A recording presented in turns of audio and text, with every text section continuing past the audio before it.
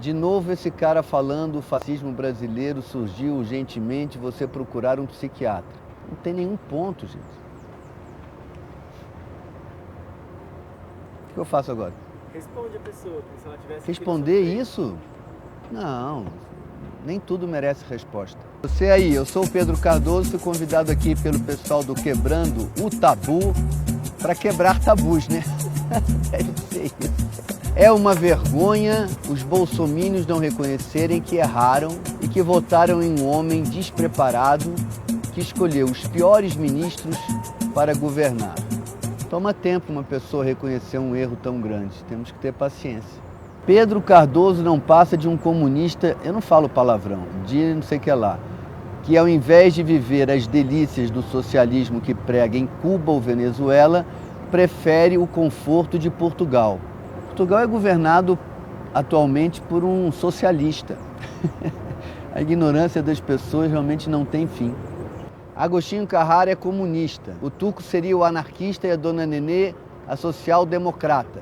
Beissola, o liberal conservador e Bebel, como se diz, centro. Excelente comentário. Mas só acho que o Agostinho não seria comunista. Ele seria o que ele sempre foi, um personagem que oscila entre o que lhe convém. Pretendo lutar pelos pobres, né, que estão precisando, a classe média também, que está sempre no sufoco, e como rico também é gente, lutar também pelos ricos, ué. Se o Pedro Cardoso não ficou rico fazendo o Agostinho, a culpa não é do capitalismo, é dele mesmo. Quase 20 anos no ar em horário nobre, 35 de casa, um salário altíssimo. Vocês acreditam em qualquer outro palavrão? Mesmo. Como é que eu vou dizer? Eu acho que eu fui perguntado se eu tinha ficado rico com o Agostinho e eu respondi que quem ficou rico é a Rede Globo, porque no capitalismo, por mais que uma pessoa seja bem remunerada, sempre o dono do capital vai ser infinitamente mais bem remunerado do que qualquer pessoa que ele remunere. Então, embora eu realmente tenha ganho muito dinheiro nos 35 anos que trabalhei na TV Globo, em comparação a outros profissionais brasileiros, pessoas que teriam o mesmo direito de ter ganho provavelmente a mesma coisa que eu, ou semelhante, ou perto, enfim. Quem realmente faz dinheiro no capitalismo é o capital. Foi isso que eu quis dizer.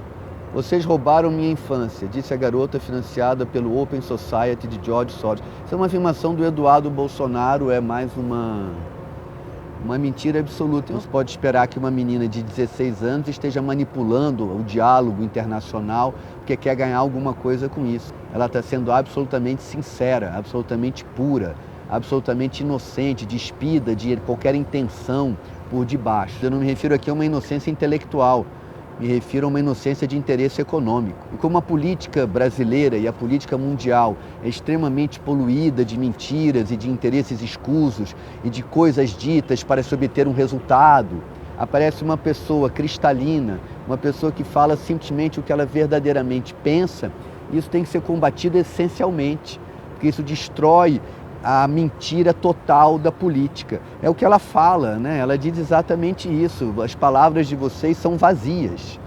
Vocês estão destruindo o planeta e só falam sobre dinheiro, economia, isso tudo é mentira. Eu concordo com ela, concordo plenamente com o que ela diz. Uma coisa que eu acho interessante é, caso alguém seja financiado pelo George Soros,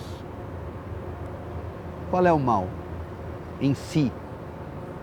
É a mesma coisa que eu falar, você é de esquerda.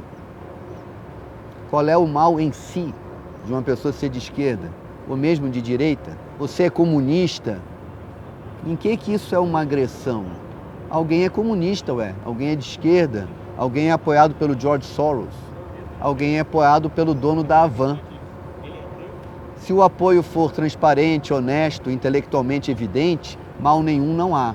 Agora, como fez o dono da Havan, pagando, como ele nega, mas parece que fez, disparos de WhatsApp, aí é desonesto. É que cultura brasileira é coisa de comunista.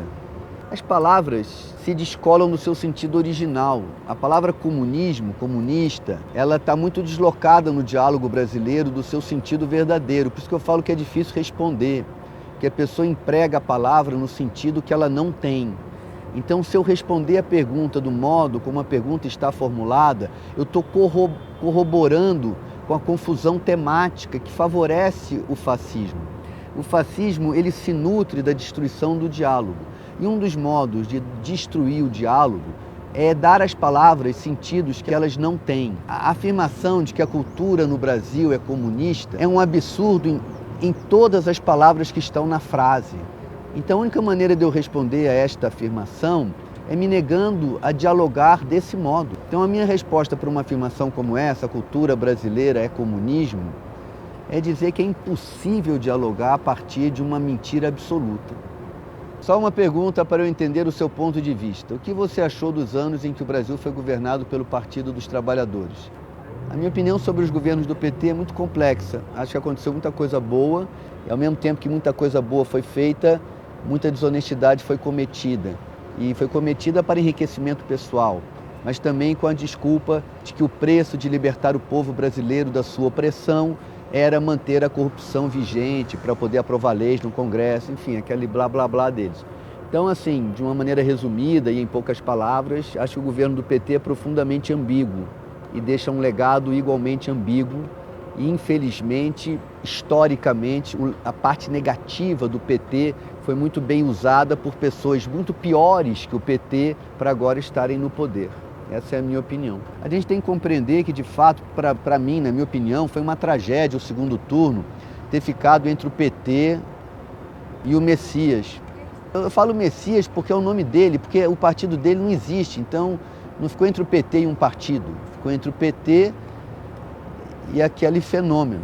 E eu achei isso muito ruim para o Brasil. Eu fiz muito esforço para que outras pessoas estivessem no segundo turno. Embora eu ache impossível votar no fascismo evidente de um torturador como Jair Messias, que declara sua paixão pela tortura, é preciso compreender que algumas pessoas relativizaram tudo em nome de não votar no PT.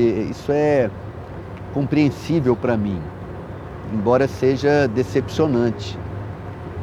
Queria saber quando as pessoas vão entender que religião e política são as duas coisas principais que não se discute, porque cada qual tem a sua. Eu entendo quando a pessoa diz que você não discute religião, porque religião seria, digamos assim, atender a um chamado sobrenatural, né? Então a pessoa está com esse argumento para ela.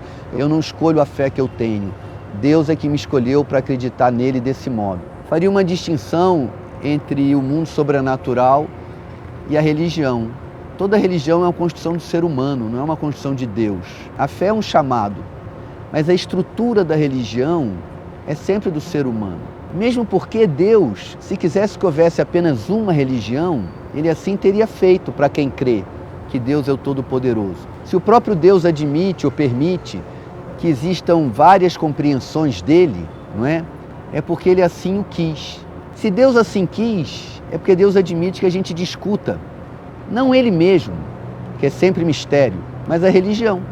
As religiões são estruturas intelectuais criadas pelo homem para que a gente converse sobre qual é o modo de Deus que a gente se sente mais afim. Então acho que religião se discute sim. Política, obviamente, se discute, porque política não tem nada a ver com Deus. Política é absolutamente o trato da nossa vida comum. Não é que cada um tenha uma. Cada um tem que compartilhar o que tem com os outros, porque de nada adianta uma pessoa ter uma política para si mesma. A política é justamente o convívio das ideias, então acho que tudo se discute. Eu acho que o Pedro Cardoso, não fala essas coisas, come não sei o que lá. Não é possível uma pessoa em sã consciência falar tanta abobrinha. Eu acho que a agressividade é sempre uma insatisfação da pessoa com a sua própria capacidade de argumentar. A pessoa que não consegue articular um pensamento, ela agride. A agressividade, assim, ela é filha da infelicidade, né?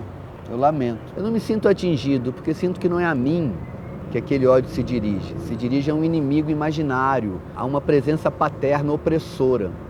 É isso que eu sinto que é uma infelicidade pessoal que, quando se congrega num número muito grande de pessoas, produz o fascismo.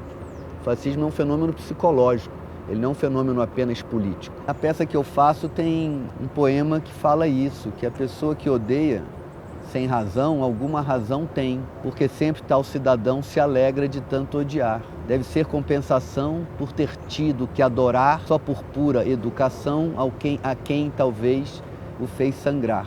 Força, meu brother, você não está sozinho nessa luta. O fascismo nunca vencerá enquanto houver vozes como a sua.